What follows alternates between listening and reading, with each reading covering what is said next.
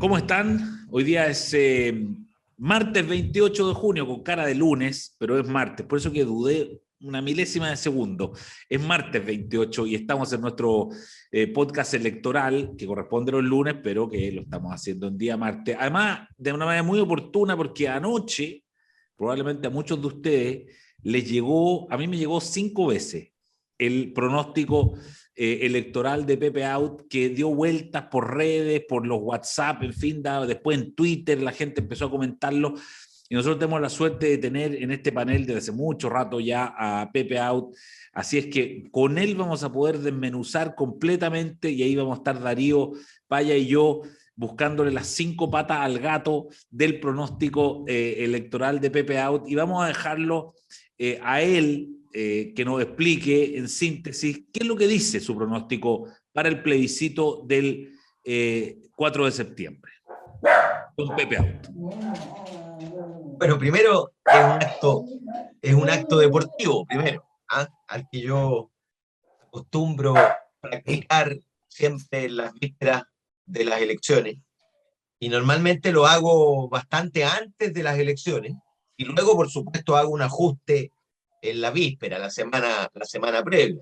Porque obviamente aquí falta toda la campaña, la franja, el despliegue, en fin, los mensajeros, los portadores del mensaje.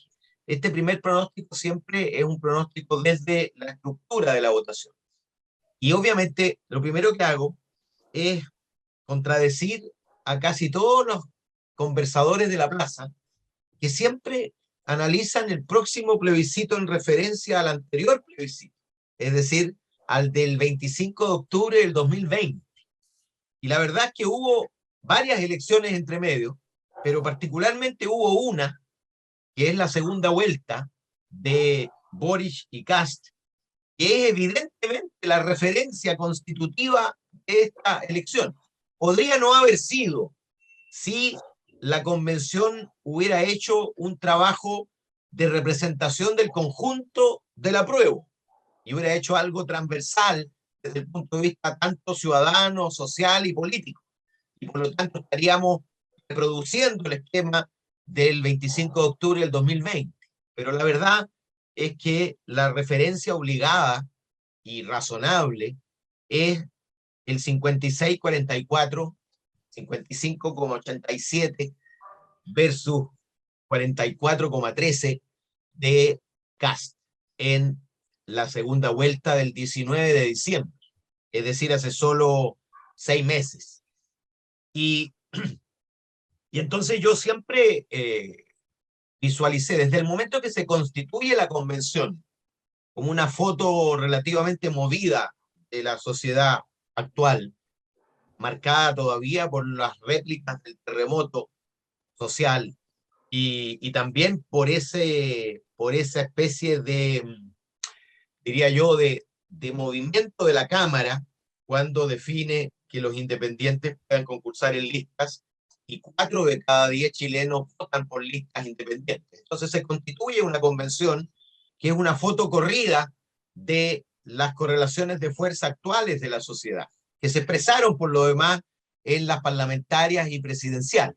Evidente que si en la convención la derecha obtuvo el 20,8% de los votos, evidente que está mucho más cerca del 40% que sumaron sus dos candidatos presidenciales, o del 37% que sumaron sus dos listas parlamentarias, o del 44% que sumó Kast en la segunda vuelta, y no del 20% de la convención.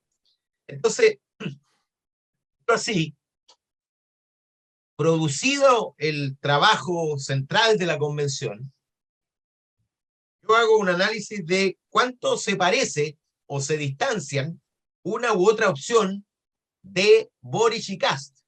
Y yo digo, claro, que el apruebo hoy, o más bien la oferta de propuesta de texto constitucional, está muy distanciado del Boric de segunda vuelta. Y podría decirse que está mucho más cerca del Boric de primera vuelta e incluso más a la izquierda del Boric de primera vuelta. Entre Boric y Artés podría uno ponerlo la propuesta de la convención. Y luego el rechazo evidentemente no está situado en el posicionamiento de Kast, porque ha hecho un esfuerzo significativo, la propia derecha incluso, de disociarse de la Constitución, de la defensa de la Constitución actual, y por lo tanto de plantear también el rechazo como un nuevo intento o la apertura a un nuevo intento de nueva Constitución. Y luego la diferencia fundamental también la hace la transversalidad. Evidentemente no había transversalidad detrás de la candidatura de Kast, estuvo toda la derecha, alguna a regañadientes, pero estuvo toda la derecha. Hoy día en el rechazo comienzan a aparecer, y yo diría que, digo bien, comienzan, porque una vez que tú abres un forado, empieza el vaciamiento. Y yo creo que va a haber una especie de itinerario, de camino de Santiago, ¿ah? Que van a seguir mucho, digamos. Por supuesto, los amarillos primero, pero vendrán después la disidencia demócrata cristiana, después vendrán grupos tipo Andrés Velasco, en fin, gente de centroizquierda que ha expresado críticas y que va a finalmente decantar hacia el rechazo, particularmente cuando este comienza a ser mayoritario.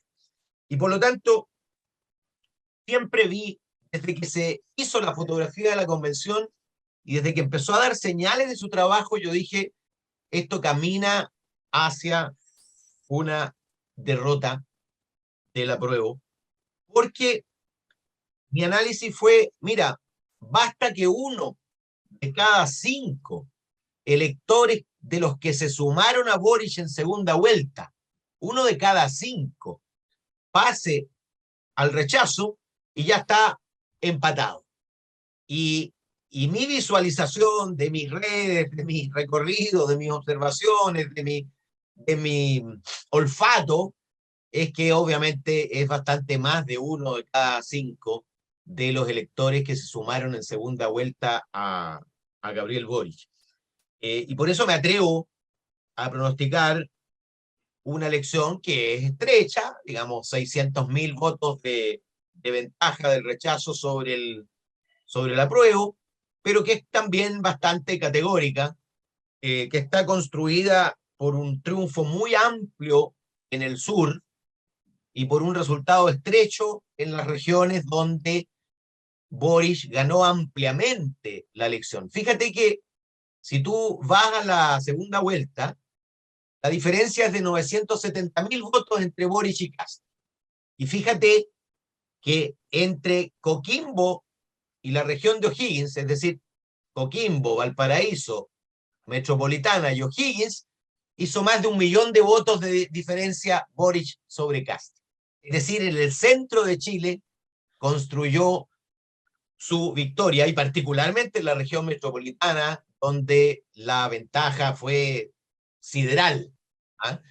Y por supuesto hay todavía factores que pueden incidir, sea en el estrechamiento de la distancia o también en la ampliación de la distancia, que son básicamente la inteligencia de las campañas para orientarse al voto en disputa y no a sus barras bravas, y lo segundo, la transversalidad que logre cada una de ellas, y particularmente el rechazo. Si la transversalidad ciudadana y política domina el rechazo, es posible que amplíe su ventaja, y al revés, si la campaña del apruebo está bien orientada y no hace lo que hicieron el fin de semana cuando aparecen los amarillos, es decir, convierten la decisión en traición y reaccionan con la virulencia propia de quien promueve un esquema autoritario, y eso lo único que hace, obviamente, es reforzar al adversario. Fíjate que Carmen Hetz habla de rastrojos de la centroizquierda, rastrojos que en los minutos siguientes van a ser absolutamente indispensables para aprobar los proyectos de gobierno. Entonces, francamente, el reflejo hasta ahora de las fuerzas del apruebo ha sido más bien encastillarse, ha sido más bien encerrarse y defenderse como si esa realidad fuera ficticia. fuera solamente una operación mediática de la gran inversión financiera, del gran capital que se mueve en defensa de sus intereses, catalogando a todo aquel que se mueve al rechazo de pinochetista, profecía autocumplida, nunca entonces habrá tanto pinochetista como el 4 de septiembre, o sea, es ridículo, ¿te fijas? Y eso todavía contribuye más bien a que ese escenario que yo pronostico se amplíe. Ahora, yo supongo que volverá la inteligencia, la razón, la planificación, para quienes, venimos de la cultura de la planificación centralizada. Yo imagino que no dejarán libres, aunque hoy día es muy difícil encerrar a los demonios una vez que salieron de la botella. Y ese es probablemente el principal problema de la campaña de la prueba. Bien, pongámosle número a esto. Yo estoy leyendo, tengo aquí abierto tu pronóstico, Pepe. El rechazo, 4.700.000 votos, 53,4%. El apruebo, 4.100.000 votos, 46,6%. Ese es el pronóstico puesto en números. Darío Paya, ¿qué le parece a usted este pronóstico de Pepe Out? ¿Y qué le preguntarías tú, digamos, qué dudas te gustaría aclarar si es que las tuviera? Bueno, yo creo que lo primero hay que apuntar que no es poca cosa, al revés, es muy extraordinario que haya gente que se juegue con pronósticos. Las encuestas, aunque naturalmente la gente tiende a leerlas como si fueran pronósticos, quienes las hacen insisten mucho en decir, esto es una foto de un minuto, con ciertas variables y no tienen valor predictivo. Ahora, en eso ayudan mucho las series para ver cómo las cosas se muestran. Pero en todo ese escenario es muy inusual que hayan personas que se jueguen con pronósticos, con el nivel de detalle con que lo hace Pepe. Así que eso sí es extraordinario y merece un asterisco, digamos. Aporta algo, claro, una estrellita, claro, porque aporta algo al debate que es muy inusual tener para efectos de estos debates. Y lo que, claro, uno tiene que preguntarse, tú sabes que mucha gente que, hablando de las encuestas, recuerda el principio de incertidumbre de Heisenberg, esto de que tú no puedes medir algo sin modificarlo. De hecho, si tú metes un termómetro en agua caliente y sube la temperatura en el termómetro, porque sacaste un poquito de termómetro del vaso con agua, digamos, y por tanto modificaste la realidad. Bueno, pero eso respecto de las mediciones, esto es una predicción. Y aquí hay una gran pregunta. ¿Qué efecto tiene esta predicción? ¿Qué efecto político? ¿Cómo la leen? O sea, yo me imagino a mucha gente a esta hora preguntando en Palacio y a Palacio, ¿qué dicen las predicciones de ustedes? Porque aquí ha habido un ambiente, estoy tratando de ser justo con lo que he visto desde la prueba, digamos. Yo he percibido en partidarios irreductibles de la prueba, en los meses anteriores, ante todas las informaciones y todas las encuestas que daban cuenta de una ventaja del rechazo, se veía como un proceso inevitable. Aquí venía un estrechamiento de los números que era inevitable, imparable y se iba a producir después. La inevitabilidad del triunfo de la prueba. Y con toda clase de argumentos plausibles. Narrativa que se vio, o cuento, que se vio confirmado cuando los números empezaron a estrecharse y acabamos de salir de un periodo de 2 o 3 semanas de esa dinámica. Yo creo que el efecto de los números de las últimas semanas y esta predicción de BP es muy potente, porque no hay nada peor para un estado de ánimo que cuando uno de repente empieza a ver que pasan las cosas que uno esperaba y ve que y sucede que se revienta ese globo, tiene un efecto aumentado. Así que dejo planteado como pregunta cuál va a ser el efecto político en las decisiones, en los análisis de cada uno, en las preguntas que esto gatilla al interior del gobierno y todo el entorno de las fuerzas organizadas para defender la prueba. Y respecto del estudio, yo tengo una pregunta gruesa, quizás no cabe en una pregunta, Pepe, en más un tema, que tiene que ver con la participación, porque en política en que siempre cada cosa que pasa tiene muchas explicaciones distintas, pero hay algunas cosas que explican muchas cosas al mismo tiempo. De las cosas estructurales más gruesas que han pasado en Chile en las últimas 2 décadas, que explican por qué Chile está donde está, es el cambio de base electoral cuando pasamos de voto obligatorio a voto voluntario. No es el minuto de explicar acá, irrelevante, es dato histórico, pero es fácil acreditar cómo básicamente 1 millón y un poquito más de personas dejaron de votar en cuanto se les dio la oportunidad de dejar de hacerlo. Y 90% de eso, yo me atrevería a decir que un poquito más todavía, eran votantes que sin autodefinirse de derecha votaban en la práctica por candidatos de derecha. Gente que desconfiaba de la política, desconfiaba de la izquierda, sobre todo en sectores populares, como se les suele llamar, que cumplían con su deber mientras lo fue, y en cuanto les dieron la oportunidad, y salieron del escenario político, y el costo de eso lo pagó casi completo, entero, 9 décimos la derecha, y eso se manifestó en la elección municipal del 2012, fue esa, ¿no? Y en la presidencial del año siguiente. Fíjate, y este es un detalle, muchas veces se atribuye el resultado presidencial, lo dura que fue la elección presidencial del 2013, a la sucesión de problemas que enfrentaron candidaturas de derecha.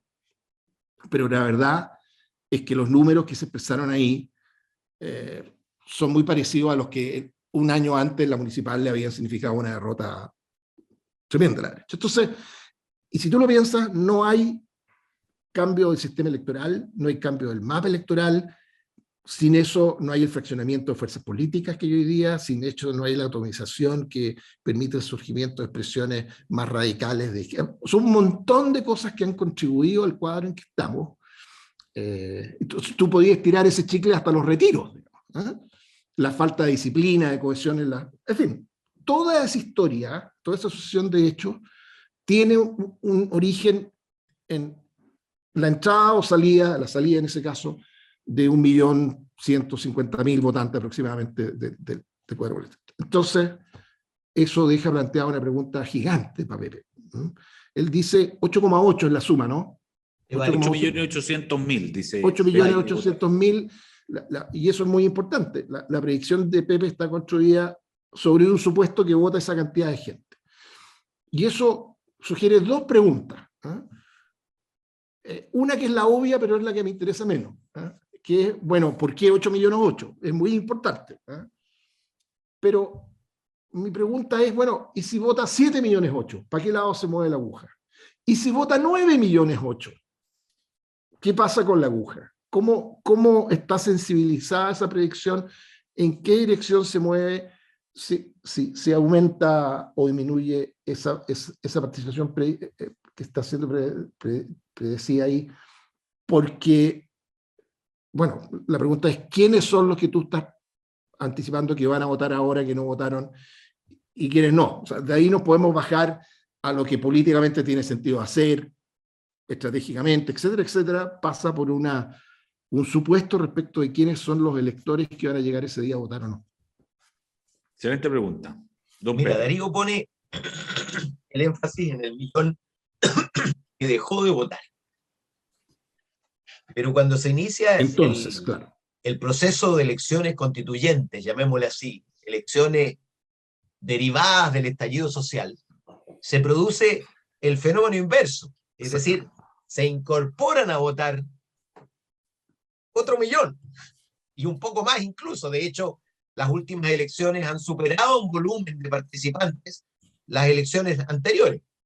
El plebiscito del 25 de octubre del 2020 batió el récord, y luego la segunda vuelta volvió a batir el récord con 8.360.000 participantes, y en el plebiscito 7,5 millones. ¿Y por qué? Porque, claro, los jóvenes que no estaban inscritos ahora están inscritos automáticamente, se entusiasmaron con el ciclo constituyente, fueron a votar y desestimaron el cuerpo electoral en el sentido inverso del que estaba desestimado antes. Antes estaba desestimado en favor de los adultos mayores, que estaban sobre representados, Darío y yo sabemos cuánto énfasis poníamos los candidatos en visitar a los adultos mayores, porque aparte de ser mucho más leales, eran muy incidentes en la elección. Y hoy día son mucho menos. Ahora, es muy posible que el regreso del voto obligatorio y el alejamiento de la pandemia hagan reducirse la distancia de la tasa de participación joven y adulto mayor. Porque fíjate que la tasa de participación de los jóvenes es más de 10 puntos, está más de 10 puntos sobre la tasa de participación de los mayores de 55. Eso significa que en el resultado estuvieron sobre representados. Y es bastante lógico esperar que esa sobrerepresentación se reduzca significativamente. ¿Ah? Porque el cuerpo de no votantes predominan los adultos mayores, porque su tasa de participación fue más baja. Luego son los más sensibles al imperio de las normas, ¿ah? Menos al del entusiasmo autogenerado, más al de la obligación. Y por lo tanto, es obvio que van a ser más sensibles a la obligación. Y tercero, un dato no menor, si funciona bien la georreferenciación y tú votas efectivamente cerca del lugar donde vives, es posible que gente que dejaba de votar porque tenía que, como dicen en la calle, tomar 2 locomociones, ahora va a poder ir caminando. Obviamente eso va a favorecer la participación. Esos 3 factores me hacen pensar a mí 2 cosas. Primero, que va a aumentar respecto de la segunda vuelta. Y segundo, que va a aumentar la participación de quienes estaban más baja participación.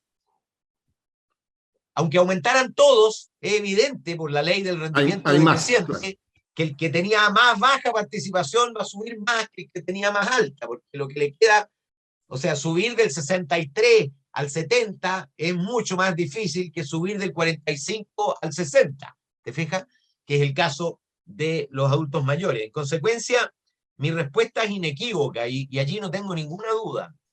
Mientras más gente participe, más se va a ver reflejado los datos de las encuestas y por lo tanto más amplio va a ser el resultado en favor del rechazo.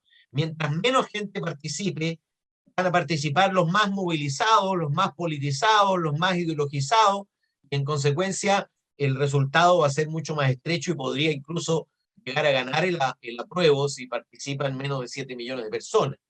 Pero si participan 10 millones de personas, obviamente esto se va a parecer mucho al 60, 40, 58, 42 que están dando las encuestas hoy día.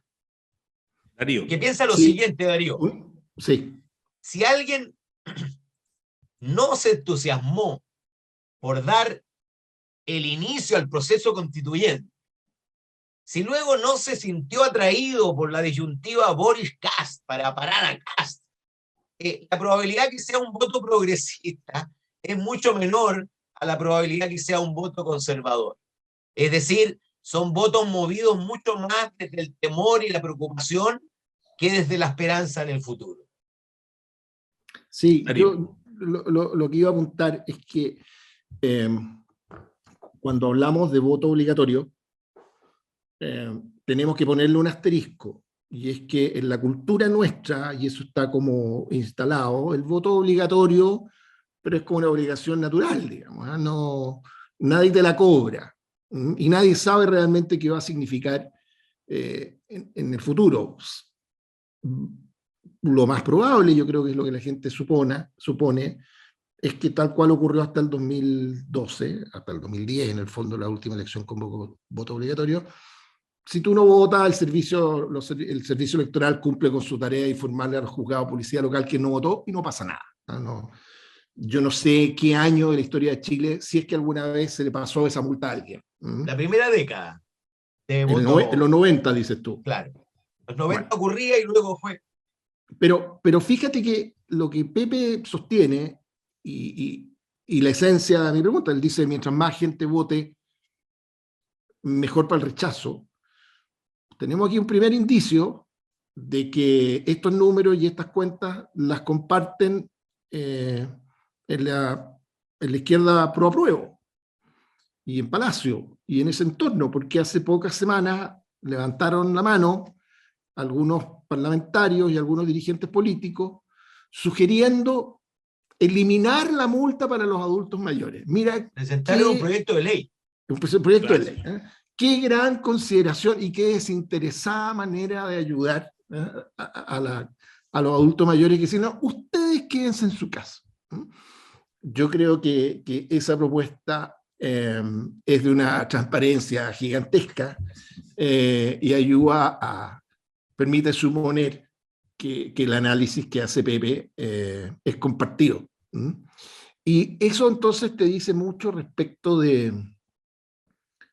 te insinúa cuestiones que pasan a ser importantes para las campañas de ambas opciones, porque cuando el principal desafío de las opciones o de los candidatos cuando hay voto voluntario es hacer relevante para la vida de las personas la votación, lo que está en juego. Hay un porcentaje gigantesco de los países que dicen, mira, yo me tengo que levantar a trabajar al día siguiente igual nomás. Bueno, ¿será cierto eso? Cuando eso deja de ser evidente es que la gente se engancha. Y segundo, y con esto termino a propósito de lo que decía Pepe, ¿qué podría explicar que alguien que no se entusiasmó al comienzo del proceso pudiera motivarse para engancharse ahora? Bueno, eso está profusamente estudiado. A los que les gusta el tema, Daniel Kahneman ha escrito con brillantez, y se ganó un premio Nobel, digamos, sobre cómo la gente reacciona más agudamente ante la amenaza de un mal que ante la promesa de un bien.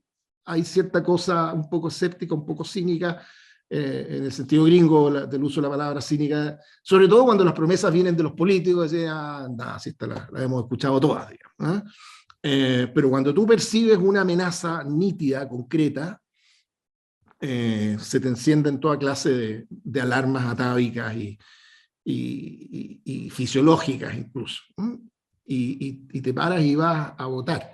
De manera que si es esa la dimensión, y yo creo que esa es la dimensión en que está jugado este partido a esta altura, sugiere, insinúa, digo, no, un tono para las campañas que vienen. Oye, muy interesante. Estamos en el tiempo ya, podríamos nosotros estar hablando todo el día de esto, pero esto tiene que tener un tiempo. Yo lo que les propongo es que la próxima edición de nuestro podcast hablemos de las campañas, o sea, a partir de estos datos que tenemos, de los datos de las encuestas, del pronóstico de Pepe, efectivamente, como bien dice Darío, esto levanta un campo de batalla, entre comillas, electoral para todos los bandos, y sobre eso tienen que actuar, y yo los invito para que la próxima semana hablemos de cómo deberían ser las campañas que van a comenzar después, ¿no? Cuando termine esto del 4 de julio, cuando se entregue el texto. Pepe Out, muchas gracias. Tuvimos la primicia de tenerte aquí comentándonos, ¿no? Verbalmente tu pronóstico que ha circulado tanto, y Darío Paya, como siempre, ayudándonos también al análisis.